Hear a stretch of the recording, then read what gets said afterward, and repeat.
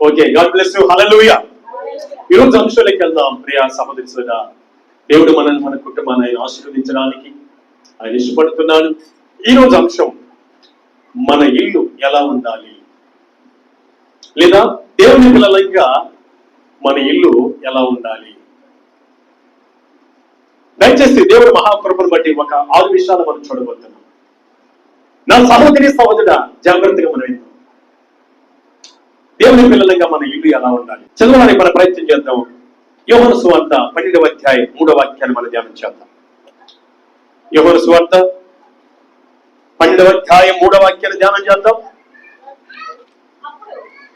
అప్పుడు మరియా మిక్కిలి విలువగల అచ్చ జటామాంసి అత్తరు ఒక సేరున్నర ఎత్తు తీసుకుని యేసు పాదములకు పూసి తన తల వెంట్రుకలతో ఆయన పాదములు తుడిచెను.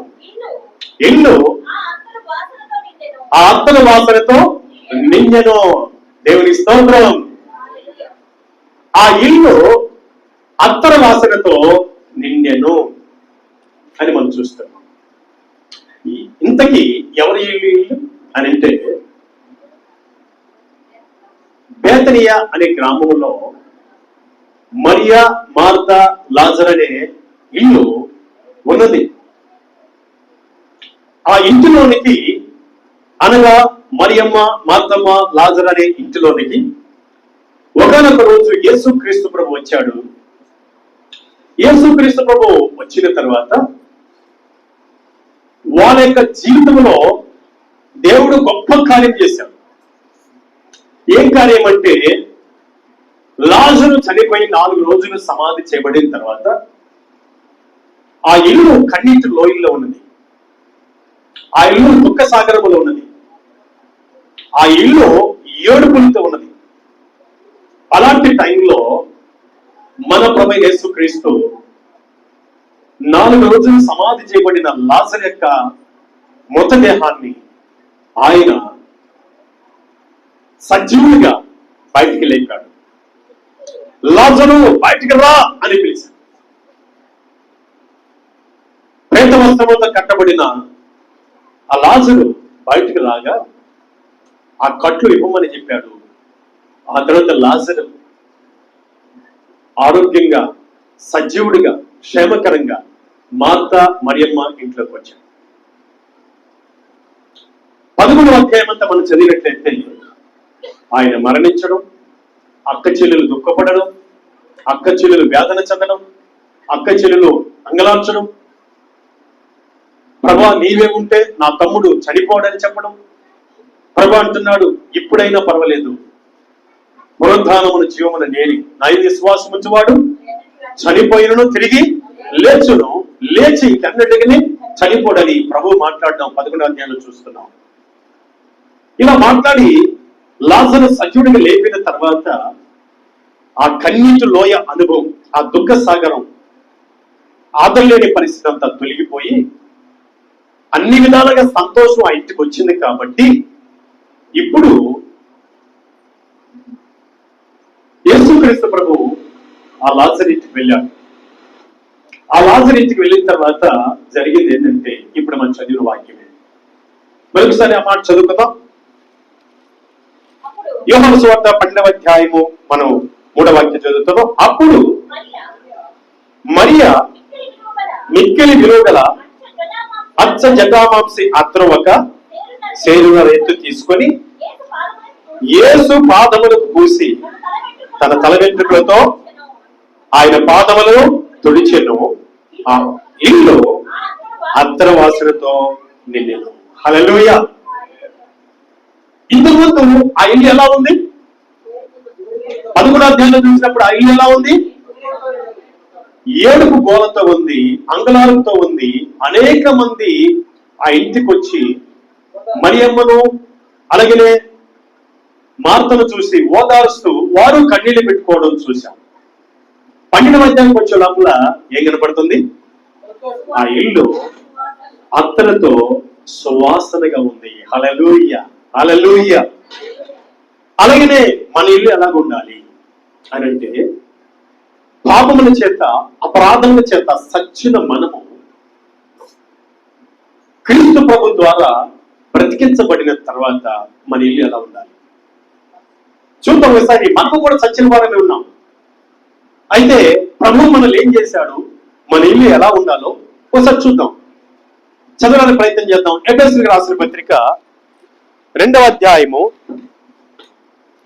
ఎఫెసీయులకు రాసిన పత్రిక 2వ అధ్యాయము 1వ వాక్యం 2వ వాక్యం చదువుతాం. మీ అపరాధముల చేతను పాపముల చేతను మీరు చచ్చిన వారే ఉండగా. చచ్చిన కుటుంబాలలో అవునే సంతోషం ఉంటుందా, ఆనందం ఉంటుందా? చెప్పాలి. సంతోషం ఆనందం ఉంటుందా? లాజరు శారీరకంగా చనిపోతే మనం ఎలా చనిపోయామంట చూడండి. మనకు చదువు. మీ అపరాధముల చేతను పాపముల చేతను మీరు చచ్చిన వారై ఉండగా. ఏమైపోయినా ఉంటా మనం? పాపముల చేత అపరాధముల చేత చచ్చిన వారై ఉండగా ఆయన మిమ్మును క్రీస్తుతో కూడా బ్రతికించి. హల్లెలూయా. మళ్ళీ ఏం చేశాడు ఆయన? బ్రతికించి. ఇప్పుడు లాజరును ఏం చేశాడు దేవుడు? ఏం చేశాడు? బ్రతికించాడు. బ్రతికించిన తర్వాత ఆ ఇల్లు ఏమండి ఎలా ఉందంట? సువాసనతో ఉంది. హల్లెలూయా. ఈరోజు మనం బ్రతికించబడ్డాం అనగా పాపముల చేత అపరాధముల చేత సచ్చిన మనం క్రీస్తు పునరుద్ధానం ద్వారా, ఆయన మరణ పునరుద్ధానం ద్వారా మనం బ్రతికించబడ్డాం. ఇప్పుడు మన ఇల్లు ఎలా ఉండాలి? చెప్పాలి. ఎలా ఉండాలి? 4వ వాక్యం సువాసనగా ఉండాలి. ఏంటి ఆ సువాసన? ఆ రోజు అత్తరు పూసింది లేదా అత్తరు చల్లింది లేదా అత్తరు పూసే పాదాలకి, ఏసే పాదాలకి ఆమె తల వెంట్రుకలతో తొడవగా ఇల్లంతా అత్తర వాసనతో సువాసనతో నింపబడిపోయింది. ఈ రోజు మన ఇల్లు ఎలా ఉండాలి? మనను కూడా ఆయన బ్రతికించాడు తన పునరుత్థాన శక్తి ద్వారా. తన బిడ్డలుగా, తన సొత్తుగా, సంఘముగా మార్చుకున్నాడు. మన ఇల్లు ఎలా ఉండాలి? ఏ సువాసన ఉండాలి మన ఇంట్లో? హల్లెలూయా. ఏంటి ఆ సువాసన? ఆ సువాసన ఏమై ఉండాలి? చదవడానికి ప్రయత్నం చేద్దాం. 118వ కీర్తన 15వ వాక్యాన్ని మనం చదువుకుందాం. చదవండి నా సహోదరి సోదరులారా. 118వ కీర్తన 15వ వాక్యాన్ని మనం చదువుకుందాం. నీతిమంతుల గుడారములో రక్షణను కూర్చిన ఉత్సాహ సునాదము వినబడును. యెహోవా దక్షిణ హస్తము సాహస కార్యములను చేయును. హల్లెలూయా. నా ప్రియ సహోదరి సోదరుడా, మన ఇంట్లో ఏ సువాసన ఉండాలి అని అంటే ఏముండాలంట? అనగా రక్షించిన దేవుణ్ణి బట్టి మన ఇల్లు ఎలా ఉండాలంటే ఉత్సాహముతో, సునాద కీర్తనలతో దేవుణ్ణి కనపరుస్తూ ఉండాలి. హల్లెలూయా. ఏ ఇల్లైతే నా ప్రియ సహోదరి సోదరుడా, ఏ ఇల్లైతే ఉత్సాహ గానము చేయొచ్చు, కీర్తన పాడుతుందో, రక్షణ గురించి ఆనందిస్తుందో, ఆ ఇల్లు మన యేసు ప్రభుకి ఎలా ఉంటదంట? సువాసనగా ఉంటుంది. మన ఇంట్లో ఏ వినపడాలి? ఏ వాసన రావాలి? బైబిల్ చదివే వాసన రావాలి. యేసుని గురించి పాడే పాటల వాసన రావాలి. ఏ వాసన రావాలి? చెప్పాలి. యేసు ప్రభువు గురించి పాటలు పాడే వాసన రావాలి. అందుకే మరొకసారి చదువుకున్న మాటని, నీతిమంతుల గుడారములో రక్షణను గురించిన ఉత్సాహ సునాదము వినబడును. రక్షణ గురించిన అనగా ప్రభువా మమ్మల్ని బ్రతికించావు, ఇదిగో మా ప్రభు మాకు రక్షణ ఇచ్చావు, పాపానికి క్షమాపణ ఇచ్చావు, పరలోక రాజ్యానికి వారసత్వం ఇచ్చావు అని మన గృహాల్లో రక్షణకు వచ్చిన ఉత్సాహ సునాద కీర్తనలో వినపడాలి. ఇదిగో మా తమ్ముడిని బ్రతికించావు ప్రభువా, మా సహోదరిని బ్రతికించావు ప్రభువా అని ఆమె అత్తరును పూసి తల వెంట్రుకలతో తుడిచి యేసు ప్రభుని తన పాదాలను ఇల్లంతా ఏం చేస్తుంది? సువాసనతో నింపుతుంది. ఈరోజు ఇలాంటి సువాసన మనం కలిగి ఉన్నాము. ప్రభువా మమ్మల్ని బ్రతికించావు, నా కుమారుని బ్రతికించావు, నా కుమార్తెని బ్రతికించావు, నా భర్తను బ్రతికించావు, ఇదిగో నా భార్యను బ్రతికించావు, పాపముల చేత అపరాధముల చేత సచ్చిన నా బిడ్డల్ని బ్రతికించావు, నీకు స్తోత్రాలని చెప్పి మనము ఇలాంటి సువాసన వెదజల్లుతున్నామా? లేదంటే మన ఇంట్లో మురికి వాసన ఏమైనా వస్తుందా? చెడు వాసన ఏమైనా వస్తుందా? దుర్వాసన ఏమైనా వస్తుందా? అనగా సీరియల్ వాసన వస్తుందా? సినిమాల వాసన వస్తుందా? చెప్పాలి. సెల్ ఫోన్ లో వచ్చే వాసన వస్తుందా? ఏ వాసన వస్తుంది? పౌలు గారు అంటున్నాడు, మేము రక్షించబడిన వారికి సువాసన ఉన్నాము. హల్లెలూయా. రక్షించబడిన వారికి, నశించిపోతున్న వారికి మేము సువాసన ఉన్నాము అని అంటున్నాడు ఆయన. మనము మన ఇల్లు ఏమై ఉండాలి? మన ఇల్లు ఏమండాలి? సువాసన ఉండాలి. అనగా మన ఇంట్లో ఎప్పుడు క్రీస్తు యొక్క వాక్యం వెల్లడి చేయబడుతూ ఉండాలి. క్రీస్తుని గురించి పాడే పాటలు వెల్లడి చేయబడుతూ ఉండాలి.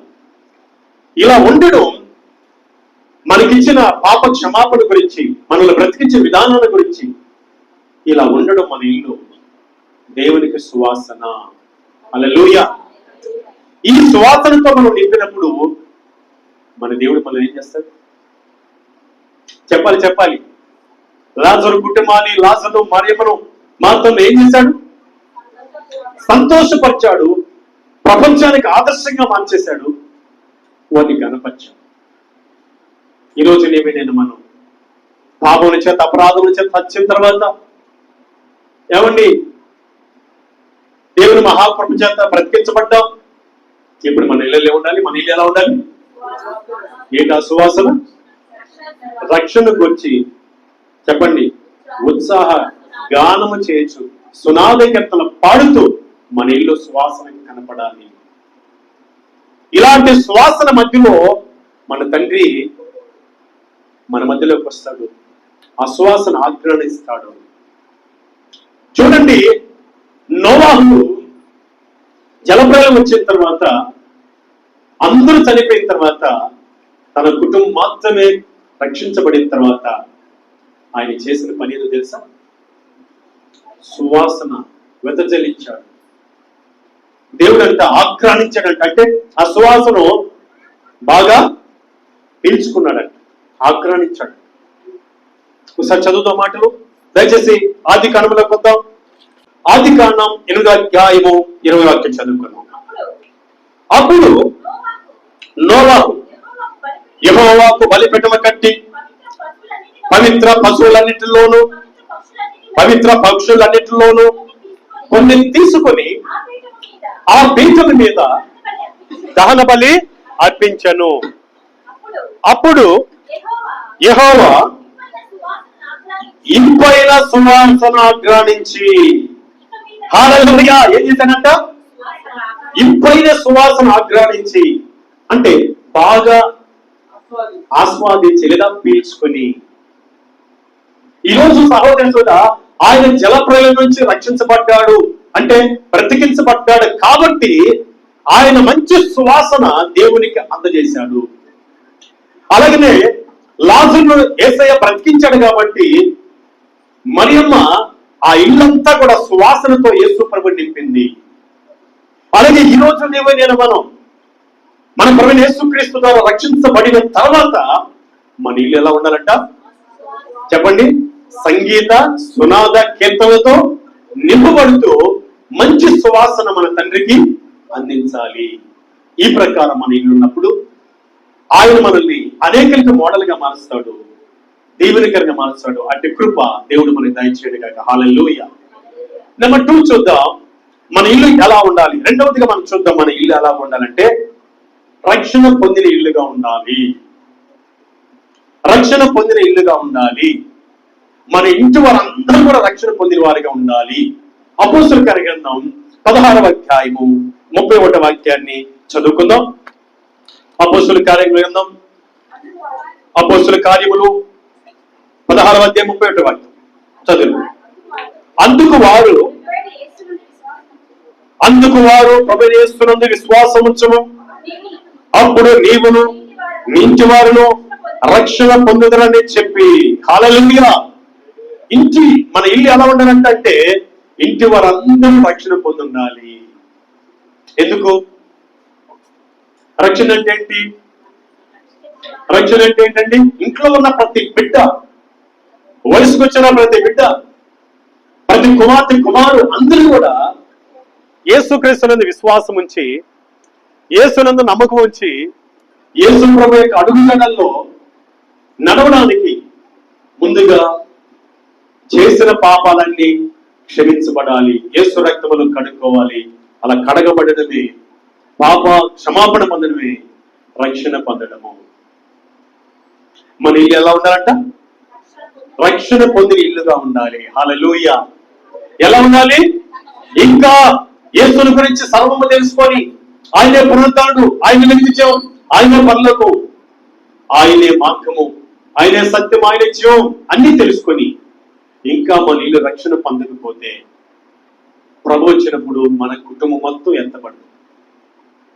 ఇదిగో నోవాహు కుటుంబం అంతా ఎత్తబడింది. హల్లెలూయా. రక్షణ పొందిన కుటుంబంగా ఉండాలి, రక్షణ అనుభవం కలిగిన కుటుంబంగా ఉండాలి. ఇంకా చూసినట్లయితే, ఒకసారి మనం గమనించినట్లయితే జక్కయ్య కుటుంబం ఎలా ఉందో చూద్దాం. జక్కయ్య కుటుంబాన్ని చూద్దాం. లూకాసు వార్త 19వ అధ్యాయము 9వ వాక్యం చదువుకుందాం. లూకాసు వార్త 19వ అధ్యాయం 9వ వాక్యం. అందుకు యేసు, ఇతడును అబ్రహాము కుమారుడే, ఎందుకనగా నేడు ఇంటికి రక్షణ వచ్చి ఉన్నది. హల్లెలూయా. మన ఇల్లు రక్షణ పొందేదిగా ఉండాలంటే జక్కయ్యలాగా మన పాపాలను ఏం చేయాలి? ఒప్పుకోవాలి. మన పాపాలు ఒప్పుకొని ఏం చేయాలి? విడిచిపెట్టాలి. జక్కయ్య ఇంటికి వచ్చింది. జక్కయ్య ఇంటికి, ఆయన కాదు, జక్కయ్యకి ఆ ఇంటి వారందరికీ రక్షణ వచ్చింది. ఇతడును అబ్రహాము కుమారుడే, నేడు ఇంటికి రక్షణ వచ్చి ఉంది. హల్లెలూయా. అలాగనే సరసాల నాయకుడు మనం చదివాం.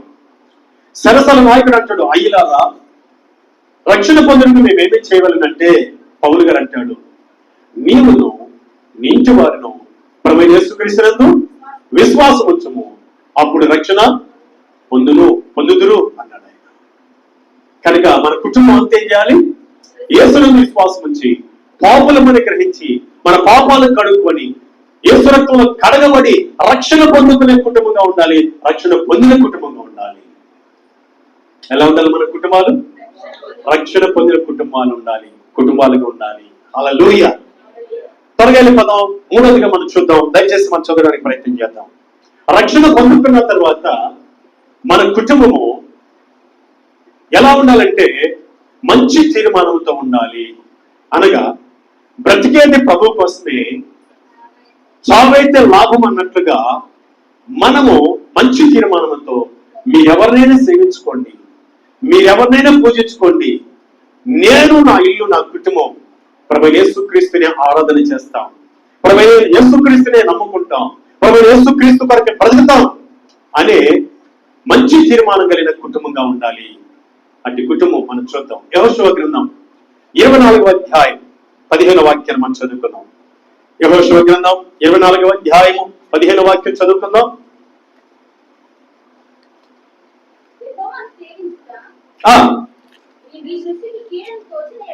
యెహోవాను సేవించుట మీ దృష్టికి కీడని తోచిన యెడల మీరు ఎవరిని సేవించుదురో నది అద్దరిని, మీ పితరులు సేవించిన దేవతలను సేవించుదురో, అమోరీయుల దేశమున మీరు నివసించుచున్నారే వారి దేవతలను సేవించుదురో, నేడు మీరు కోరుకొనుడి. మీరెవరిని సేవింపగోరినను నేను నా ఇంటి వారిను యెహోవాను సేవించదము అనిను. దేవునికి స్తోత్రం. ఎవరంటున్నారు తెలిసి మాట? యెహోషువ అంటున్నాడు ఇశ్రాయేలు ప్రజలతో, మీరు ఎవరినైనా సేవించుకోండి, మీరు ఎక్కడికైనా పోండి, ఏ దేవత కడికైనా పోండి.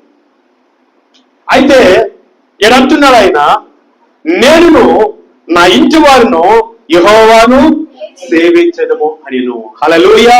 అంటే మన ఇల్లు మంచి తీర్మానంతో ఉండాలి అనగా మన దేవుణ్ణి మాత్రమే సేవించే ఇల్లుగా ఉండాలి. ఇక లోకాన్ని గాని, లోక ఆచారాలు గాని, లోక పద్ధతులు గాని అనుసరించేదిగా మన ఇల్లు ఉండకూడదు. మంచి రోజులు అనుసరించకూడదు. రాజు కాలాలను లేదా మంచి కాలాలను అనుసరించకూడదు. ఈ లోక సంబంధంగా దేన్ని అనుసరించకూడదు. మన ఇల్లు ఎలా ఉండాలా? యెహోషువ చెప్పినట్టుగా మీరు ఎవరినైనా సేవించుకోండి, ఎక్కడికైనా వెళ్ళండి, ఏ సోది ప్రశ్నలను చూపించుకోండి, ఏ ప్రాంతానికి వెళ్ళండి, కానీ నేను నా ఇంటి వారిను యెహోవాను మాత్రమే సేవించదము. హల్లెలూయా. యెహోషువ ఇల్లు ఎలా ఉంది? మంచి తీర్మానంతో దేవుని మాత్రమే సేవిస్తూ ఉంది. దేవుడికి స్తోత్రం కలుగును గాక. హల్లెలూయా, హల్లెలూయా. మనం ఎలా ఉన్నాం? ఎవరిని సేవిస్తున్నాం? వివాహం టయానికి, పెళ్లిళ్ళ టయానికి, గృహప్రవేశ టయానికి, గృహ ప్రవేశ టయానికి, గృహ ప్రతిష్ఠ టయానికి, అమ్మాయి వయసుకు వచ్చే టయానికి మనం ఎవరిని సేవిస్తున్నాం? చెప్పాలి. ఎవరిని సేవిస్తున్నాం? లోకాన్ని సేవిస్తున్నాం. హల్లెలూయా. ఎవరిని సేవిస్తున్నాం? లోకాన్ని సేవిస్తున్నాం. ఈ లోకాన్ని సేవించినట్లయితే లేదా లోకాన్ని అనుసరించినట్లయితే దేవుని కృపను చూడలేవు, దేవుని రాజ్యాన్ని చూడలేవు. ఇదిగో ఖచ్చితంగా యెహోషువ చెప్తున్నాడు, భక్తుడు యెహోషువ చెప్తున్నాడు, నేను నా ఇంటి వారిను యెహోవాను మాత్రమే సేవించదము. హల్లెలూయా. నేను సోది చెప్పించుకోను, నేను ప్రశ్న చెప్పించుకోను, నేను మంచి రోజులను చూడను, నేను మంచి గడియను చూడను. నా దేవుడు చెప్పిందే చేస్తాను. మంచి తీర్మానంతో ఉంటే పరలోక ఆశీర్వాదం మీదే. ఇటు కృప దేవుడు దయచేయండి కాక. హల్లెలూయా, హల్లెలూయా. మన ఇల్లు ఎలా ఉండాలి? దేవుని మాత్రమే సేవించనిగా ఉండాలి, దేవుని మాత్రమే అనుసరించనిగా ఉండాలి. మరొకరిని అనుసరించకూడదు, మరొకరిని సేవించకూడదు. ఇలా మన ఇల్లు ఉండాలి. ఇకపోతే నాలుగోదిగా మనం చూద్దాం. దయచేసి చదవడానికి ప్రయత్నం చేద్దాం. మన ఇల్లు ఎలా ఉండాలో చూద్దాం. సామెత గ్రంథం 3వ అధ్యాయం 33వ వాక్యం చదువుకుందాం. సామెత గ్రంథం 3వ అధ్యాయం 33వ వాక్యం. భక్తిహీనుల ఇంటి మీదకి యెహోవా శాపము వచ్చును, నీతిమంతుల నివాస స్థలమును ఆయన ఆశీర్వదించును. హల్లెలూయా. ఎలా ఉండాలి మన ఇల్లు? నీతిమంతుని ఇల్లుగా మన ఇల్లు ఉండాలి. హల్లెలూయా.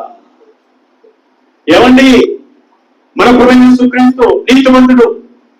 ఆయన రక్తంలో కడగబడ్డాం, రక్షణ పొందుతున్నాం, ఆయన్నే సేవిస్తున్నాం. ఏమండి, మనం నీతిమంతులుగా మన ఇల్లు కనపడాలి. మన ఇల్లు ఎంత కనపడాలి? వాళ్ళ ఇల్లు నీతిమంతులు ఇల్లు అండి. వాళ్ళు నీతిమంతులండి. ఆ ఇంట్లో వాళ్ళందరూ నీతిమంతులండి.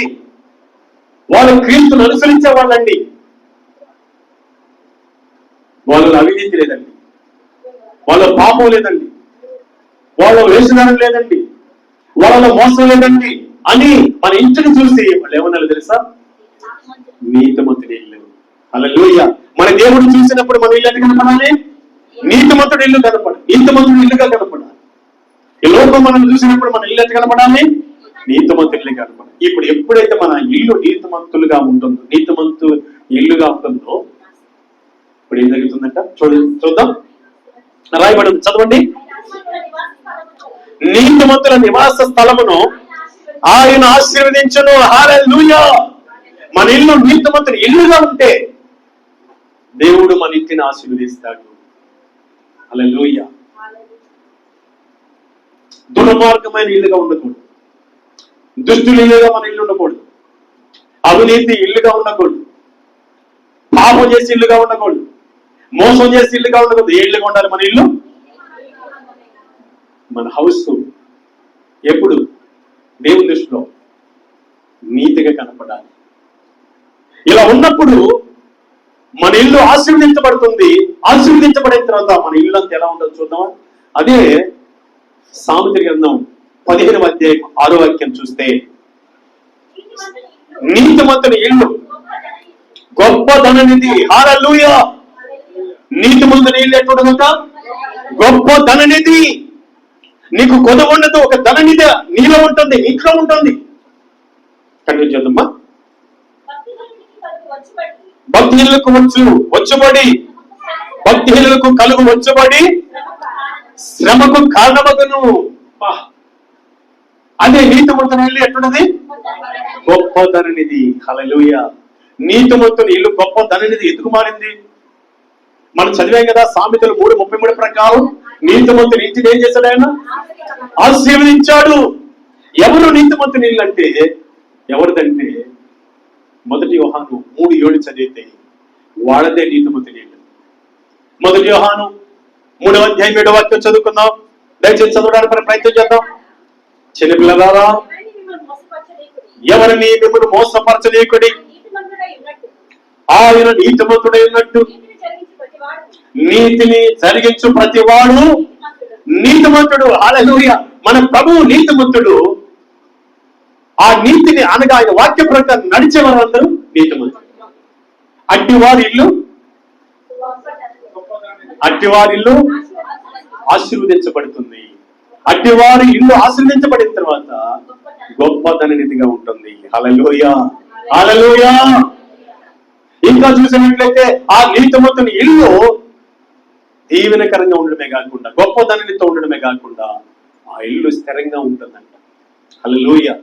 చదవడానికి ప్రయత్నం చేద్దాం. ఇదే సామెతలు 12వ అధ్యాయము 7వ వాక్యం చదువుకుందాం. 12:7. భక్తిహీనులు ఇల్లు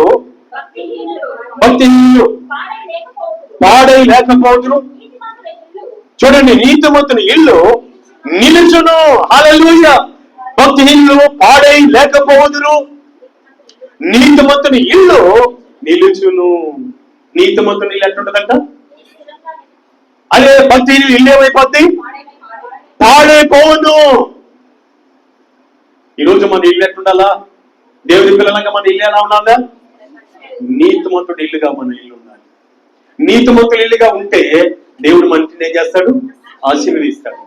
గొప్ప ధననితో నింపుతాడు. స్థిరంగా నిలిచేదిగా ఉంచుతాడు. హల్లెలూయా. ఆ ప్రకారం మన ఇల్లు ఉంచుకుందాం. ఇటు కృప దేవుడు దయచేయండి గాక. హల్లెలూయా. ఇకపోతే 5వదిగా మనం చూద్దాం. దయచేసి చదవడానికి ప్రయత్నం చేద్దాం. 1 దినవృత్తాంతముల గ్రంథం 13వ అధ్యాయం 14వ వాక్యం చదువుకుందాం. మన ఇల్లు ఆశీర్వాదకరమైన ఇల్లుగా ఉండాలి. మన ఇల్లు ఎట్లుండాలి? ఎప్పుడు మన ఇల్లు ఎలా ఉండాలి? ఆశీర్వాదకరంగా ఉండాలి. దీవెనకరంగా మన ఇల్లు ఉండాలి. దరిద్రంగా ఉండకూడదు మన ఇల్లు. మన ఇల్లు పేదరికంగా ఉండకూడదు. మన ఇల్లు అన్నట్టుగా ఉండకూడదు. మన ఇల్లు మనకు ఎలా ఉండాలా? ఆశీర్వాదకరంగా ఉండాలి. మన ఇల్లు ఎలా ఉండాలా? ఆశీర్వాదకరంగా ఉండాలి. ఉండాలంటే మనం ఏం చేయాలా? చదువుదాం. 1 దినవృత్తాంతముల గ్రంథం 13వ అధ్యాయం 14వ వాక్యం. దేవుని మందసం ఓబేదెదోము ఇంటిలో అతని కుటుంబం వద్ద 3 నెలలు ఉండగా యెహోవా ఓబేదెదోము ఇంటి వారిని అతని సొంతంతటిని ఆశీర్వదించాను. హల్లెలూయా. ఆయన ఇంటిని ఏం చేస్తాడు దేవుడు? ఏముంది ఆ ఇంట్లో? దేవుని మందసం ఉంది. మీ ఇంట్లో ఏముండాలో తెలుసా? దేవుని మందసం ఉండాలి. ఏముండాలి అనగా 10 ఆజ్ఞల పలకలు ఉన్నాయి ఆ ఇంట్లో. ఓబేదెదోము ఇంట్లో స్వీకరించిన అహరోను కర్ర ఉంది, అలాగే మన్నాగల పాత్ర. ఈ ఆజ్ఞ అర్థాలు ఏంటి అని అంటే దేవుని ఆజ్ఞ ప్రకారం నడవడము. చెప్పండి, ఎండిపోయిన మన జీవితాన్ని దేవుని చేతికి అప్పగించి దేవుడి కొరకు బ్రతకడం, అలాగే వాక్యమైన ఆహారాన్ని మనము భుజించడం. ఈ రీతిగా మన జీవితాలు ఉన్నట్లయితే మన కుటుంబం ఓబేదెదోము కుటుంబంగా ఎలా ఉంటుందంట? ఆశీర్వాదకరంగా ఉంటుంది. హల్లెలూయా. ఎలా ఉండాలి మన కుటుంబం? ఓబేదెదోము కుటుంబాలాగా ఉండాలంటే, ఆశీర్వాదకరంగా ఉండాలంటే నిత్యము మనం ఏం చేయాలో తెలుసా? వాక్యము చదవాలి. నేను కొందరిని అడుగుతుంటాను, వాక్యం చదువుతున్నారంటే దాన్ని దాటేస్తా ఉంటాను మాట్లాడేటప్పుడు. అలా చేయకూడదు. దైవజనుల నుంచి మాట వస్తుంది, దేవుడు నాతో మాట్లాడుతున్నాడు, చదవమంటున్నాడు దేవుడు, చదువుతాను. అమ్మా వాక్యం చెప్పి నడుస్తున్నావా? నడుస్తాను. ప్రభు శరీరం రక్తం తీసుకుంటున్నావా? ఎవరైతే ఈ పనులు చేస్తుంటారో వారి కుటుంబం ఆశీర్వదకరంగా ఉంటుంది. మందసం దేవునికి సాదృశ్యం, దేవుని మాటలకు సాదృశ్యం, దేవుని శరీరానికి సాదృశ్యం, రక్తానికి సాదృశ్యం. మనం అలా కలిగి ఉండాలి. ఎప్పుడు ఇలా కలిగి ఉంటామో మన ఇల్లు ఎలా ఉంటుంది? ఆశీర్వదకరంగా ఉంటుంది. హల్లెలూయా. ఎట్లా మన ఇల్లు అంట? దేవుని పిల్లల ఇల్లు ఎలా ఉండాలి? ఎప్పుడు ఆశీర్వదకరంగా ఉండాలి. ఎందుకు ఆశీర్వదకరంగా లేదు? చెప్పాలి. దేవుని మందసం లేదు అనగా దేవుని వాక్యాలు సరివరించే జీవితం లేదు, దేవుని బలలో చేసే జీవితం లేదు, దేవుని వాక్యం చదివే జీవితం లేదు. మన జీవితాన్ని దేవుడికి సమర్పించుకున్నాం. సిగిరించిన అహరోను చేతి కర్ర, ఎండిపోయిన కర్ర, అది దైవ సంఖ్యలో పెట్టగానే ఏమైంది? ఉదయకాల సమయానికి సిగిరించింది. మన జీవితాన్ని దేవుడికి ప్రతిష్ఠ చేసుకోవాలి. ప్రభా, బ్రతికేది నీ కోసమే అని ఎప్పుడు ప్రతిష్ఠ చేసుకుంటామో అప్పుడు మనము మన ఇల్లు చెప్పాలి ఆశీర్వదకరంగా మారుతుంది. హల్లెలూయా. ఎందుకు ఇంకా ఆశీర్వదకరంగా లేదు అని అంటే మందసం లేదు, దేవుని ఆజ్ఞ ప్రకారం నడవటం లేదు, మన జీవితాన్ని దేవుడు ప్రత్యక్ష చేయట్లేదు, వాక్యమైన ఆహారం తినడం లేదు, ప్రభు శరీరం రక్తం యోగ్యతగా తీసుకోవటం లేదు. అందుకే మన ఇల్లు దీవెనకరంగా లేదు. ఈ రోజు నుంచి మన ఇల్లు దీవెనకరంగా మార్చుకున్నాం. అటు కృప దేవుడు దయచేయను గాక. హల్లెలూయా, హల్లెలూయా. చివరిగా 6వ విషయాన్ని మనం చూద్దాం. 6వదిగా మన ఇల్లు ఎలా ఉండాలి? మన ఇల్లు ఎలా ఉండాలంటే ఆతిథ్యం ఇచ్చే ఇల్లుగా ఉండాలి. ఆతిథ్యము అనగా వచ్చిన వారిని గౌరవించడం, అభిమానించడం, ప్రేమించడం, మన చేతిలో ఉన్నది పెట్టడం, అలాగే రక్షణ స్వార్థం గురించి చెప్పడం, యేసయ్య రాకడ గురించి చెప్పడం. ఇది చేస్తున్నప్పుడు మన ఇల్లు ఆతిథ్యం ఇచ్చేదిగా ఉంటుంది. ఇదిగో పౌలు గారి ఇల్లు ఎలా ఉందో చూద్దాం ఒకసారి. అపోస్తలుల కార్యగ్రంథం 28వ అధ్యాయము 7వ వాక్యాన్ని మనం చదువుకుందాం. చూడండి ఆ మాటలో సహోదరి సోదరా. 28:7 చదువుమా.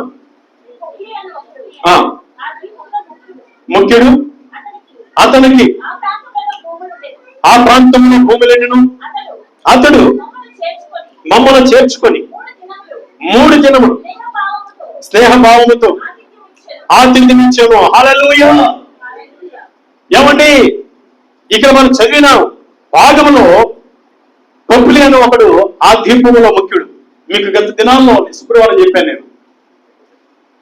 పౌలు గారు పడవ బద్దలైపోయినప్పుడు ఆయన సువార్త ప్రయాణంలో సముద్రంలో ఈదుకుంటూ అందరూ దరికి వచ్చిన తర్వాత ఒక ద్వీపానికి వచ్చారు, ఒక దీవికి వచ్చారు.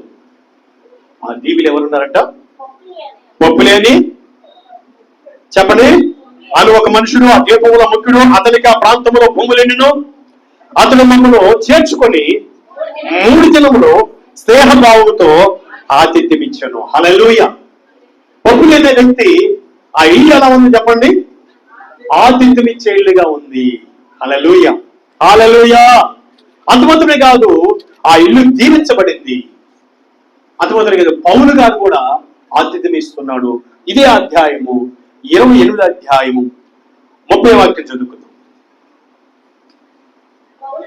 పౌలు 2 సంవత్సరంలో పూర్తిగా తన అద్దె ఇంట కాపురం ఉండి తన యొద్దకు వచ్చు వారందరినీ సన్మానించి ఏ ఆటంకము లేక పూర్ణ ధైర్యముతో దేవుని రాజ్యముల గురించి ప్రకటించచ్చు. దేవుని స్తోత్రం. హల్లెలూయా. ప్రభువైన యేసుక్రీస్తును గురించిన సంగతులను బోధించుతూ ఉండెను. పౌలు గారు కూడా ఆతిథ్యం ఇస్తున్నాడు. ఏమండి, పౌలు గారికి పొప్లి అనే ఒకనొక భూస్వామి ఆతిథ్యం ఇస్తా ఉంటే అక్కడ నేర్చుకున్నాడేమో పౌలు గారు. ఇక్కడికి వచ్చే లోపల ఆయన కూడా అది కూడా ఇస్తున్నాడు. మరొకసారి చదువుకున్నమాట. పౌలు 2 సంవత్సరాలు పూర్తిగా తన అద్దె ఇంటిలో కాపురం ఉండి తన యొద్దకు వచ్చే వారందరినీ సన్మానించి ఏ ఆటంకము లేక పూర్ణ ధైర్యంతో దేవుని రాజ్యమును గురించి ప్రకటించుతూ ప్రభువైన యేసుక్రీస్తును గురించిన సంగతులను బోధించుతూ ఉండెను. ఆయన కూడా సన్మానిస్తున్నాడు. ఆయన కూడా సువార్త చెప్తున్నాడు. మన ఇల్లు ఇలా ఉండాలి. హల్లెలూయా. ఆతిథ్యమిచ్చే ఇల్లుగా ఉండాలి. అలాగే యేసుని గురించి ప్రకటించే ఇల్లుగా మన ఇల్లు ఉండాలి. చెప్పాలి ఎలా ఉండాలి మన ఇల్లు? ఆతిథ్యమిచ్చేదిగా ఉండాలి. అలాగనే యేసుని గురించి సువార్త ప్రకటించే ఇల్లుగా మన ఇల్లు ఉండాలి. పౌలు గారి ఇల్లు ఎలా ఉంది? ఆతిథ్యమిస్తూ సన్మానిస్తూ ఏం చేస్తుంది ఆ ఇల్లు? దేవుని గురించిన సువార్త ప్రకటిస్తూ ఉంది. మన ఇల్లు ఎప్పుడైనా ప్రకటిస్తుందా? మన బంధువులు వస్తారు, మన స్నేహితులు వస్తారు, మన ఇరుగు పొరుగువారు వస్తారు. మన ఇల్లు ఆతిథ్యం ఇచ్చి సువార్త చెప్పేదిగా ఉందా? లేదా వచ్చిన వారితో కూర్చొని గంటల తరబడి కాకమ్మ కబుర్లు చెప్పుకుంటూ వారి ఇల్లు కూడా చెప్పుకుంటూ, అక్క ఆమె ఎలా అయిందో తెలుసా, అన్నయ్య ఈ విషయం ఎలా అయిందో తెలుసా అని చెప్పుకుంటూ కూర్చున్న మన ఇల్లు? మనల్ని పరీక్ష చేసుకోవాలి. ఎందుకు ఈ స్వార్థ చెప్పాలి? ఎందుకు ఆతిథ్యం ఇవ్వాలంటే నీ ఇల్లు జీవించబడ్డానికి. వాక్యం చెప్తుంది, ఇది ఇష్టపడి నేను చేసిన ఎడల, అనగా స్వార్థ చెప్పిన ఎడల ఏం దొరుకుతుంది? జీవితం దొరుకుతుంది. ఆతిథ్యం ఇస్తే కొరతలు తీర్చబడతాయి. గనులైన స్త్రీ సంతానం లేకుండా ఉంది. చెప్పాలి ఎలీషా దైవజనుడికి ఆతిథ్యం ఇవ్వగా ఆమెకున్న కొరత తీర్చబడింది. గుర్తుందా? అర్థమవుతుందా? సోదరా నిద్రపోతున్నారా? మేల్కో ఉన్నారా? ఏం చేయాలి? మన ఇల్లు ఎలా ఉండాలి? ఆతిథ్యం ఇచ్చేదిగా ఉండాలి. ఏమండి అబ్రహాము దగ్గరికి ఎండవేళలో వృద్ధాప్యమందు త్రియేక దేవుడు వచ్చినప్పుడు ఏమండి అబ్రహాము దగ్గరికి ఏమండి ఆదికాండం 18వ అధ్యాయంలో త్రియేక దేవుడు ఆయన దగ్గరకు వచ్చినప్పుడు అబ్రహాము దగ్గరికి ఏం చేశాడు? ఆతిథ్యం ఇచ్చాడు. ఎండవేళలో ఆతిథ్యమేగా ఆయన కొరత తీర్చబడింది. హల్లెలూయా. ఆతిథ్యం ఇస్తున్నావా? ఆతిథ్యం ఇచ్చే ఇల్లుగా ఉందా? సువార్త చెప్పే ఇల్లుగా ఉందా? యేసుని గురించి సాక్ష్యం ఇచ్చే ఇల్లుగా ఉందా? లేదా లోకం గురించి లోక క్రియల గురించి మాట్లాడుకునే ఇల్లుగా ఉందా? ఎలా ఉండాలి మన ఇల్లు? దేవుని పిల్లల ఇల్లు ఎలా ఉండాలి? ఆతిథ్యం ఇచ్చే కుటుంబంగా ఉండాలి. చెప్పాలి యేసయ్యను గురించి చెప్పే ఇల్లుగా ఉండాలి. సువార్త చెప్పే ఇల్లుగా ఉండాలి. ఈ రీతిగా మన ఇల్లు మార్చుకుందాం, మన గృహాలు మార్చుకుందాం. నెంబర్ 1 మన ఇల్లు ఎలా ఉండాలి? సువాసనగా ఉండాలి. రక్షణ పొందుకున్న మనము ఆ రక్షణ అనుభూతిలో సంగీత సునాద కీర్తనలు పాడుతూ సువాసన మన దేవుడికి వినిపించాలి. హల్లెలూయా. రెండవది ఎలా ఉండాలి మన ఇల్లు? రక్షణ పొందిన ఇల్లుగా ఉండాలి. మూడవదిగా మంచి తీర్మానంతో ఎవరైనా మీరు ఎవరినైనా సేవించుకోండి, నేను మాత్రం నా కుటుంబం మాత్రం దేవుణ్ణి మాత్రం అనుసరిస్తాం, దేవుణ్ణి సేవిస్తామని చెప్పేళ్ళుగా ఉండాలి. నాలుగోదిగా నీతిమంతుని ఇల్లుగా మన ఇల్లు ఉండాలి. ఐదవదిగా చెప్పాలి దేవుని మనసాము, అనగా దేవుడికి అన్ని విషయాల్లో ప్రాధాన్యత ఇచ్చే కుటుంబంగా మన ఇల్లు ఉండాలి. ఆరోదిగా మన ఇల్లు ఆతిథ్యం ఇచ్చేదిగా ఉండాలి. సువార్త చెప్పేదిగా ఉండాలి. యేసయ్య గుణగణాలను ప్రచురణ చేసేదిగా మన ఇల్లు ఉండాలి. ఇలా మన ఇల్లు ఉంటే మన ఇల్లు ఎట్లా ఉంటుందో తెలుసా? ఈ భూలోకంలో పరలోకంగా ఉంటుంది. హల్లెలూయా. ఈ భూలోకంలో పరలోకంగా మన ఇల్లు ఉంటుంది. అంతమాత్రమే కాదు, మన ఇల్లు అనేకులకు దీవెనకరంగా మారుతుంది. ఇట్టి కృప పరిశుద్ధాత్మ దేవుడు మనందరికి సహాయం చేయను కాక. ఆమె తలలో వచ్చుదాం, కళ్ళు మొద్దాం. మన గృహాలు ఈ రీతిగా పరిశుద్ధాత్మ దేవుడు ఆయన దీవించి వర్తలింప చేయను కాక. ప్రార్థన. కృపగల తండ్రి నీకు వందనాలయ్యా. నీ మహాప్రేమ చేత మమ్మల్ని అందరికీ సన్నిధి తీసుకొచ్చుకున్నాం. మమ్మల్ని ప్రేమించి మా మేలు కోరి, మా ఆశీర్వాదాలు కోరి, మాకు పరలోక దీవెనలు కోరి ఈరోజు మా అందరితో మాట్లాడాం. తండ్రి నీ స్తోత్రాలు. నీ బిడ్డలంగా మా ఇల్లు ఎలా ఉండాలో మాకు నేర్పించి 6 రకాలుగా 6 పద్ధతుల్లో నువ్వు కోరుకునే రీతిగా మా ఇల్లు ఉన్నప్పుడు, మా గృహాలు ఉన్నప్పుడు అది మాకు దీవెన, అది మాకు ఆశీర్వాదం, అది మాకు మేలు అని మాకు నేర్పించాం. ఈ రోజు నుంచి మా గృహాలు ప్రభా సువాసనగా ఉండటకు సహాయం చేయ. మా గృహాలు ప్రభా రక్షణ పొందే ఇల్లుగా ఉండటకు సహాయం చేయలేనా. ఎదుగో మంచి తీర్మానం కలిగిన ఇల్లుగా ఉండటకు దాచిపోయ్యా. మా ఇల్లు నీతిమంతుని ఇల్లుగా ఉండటకు దాచిపోయ్యా. మా ఇల్లు ఆశీర్వాదం పొందుకునే ఇల్లుగా ఉండటకు దాచిపోయ్యా. మా ఇల్లు ఆతిథ్యమిచ్చే రీతిగా, నిన్ను ప్రచురం చేసే రీతిగా ఉండటకు సహాయం చేయ. తద్వారా వచ్చే ప్రతి మేలు ఈ భూలోకంలో పరలోకంలో మేము పొందుకునే వారంగా సహాయం చేయమని మాతో మాట్లాడి మమ్మల్ని బలపరిచి మా పట్ల నీ కృపను వెల్లడపరిచినందుకు యేసుక్రీస్తు నామములో స్తుతించి ప్రార్థన చేసి వేడుకొని పొందుకుంటున్నాము తండ్రి. Amen. Praise the lord. Hallelujah. దేవునికి స్తోత్రం. Praise the lord.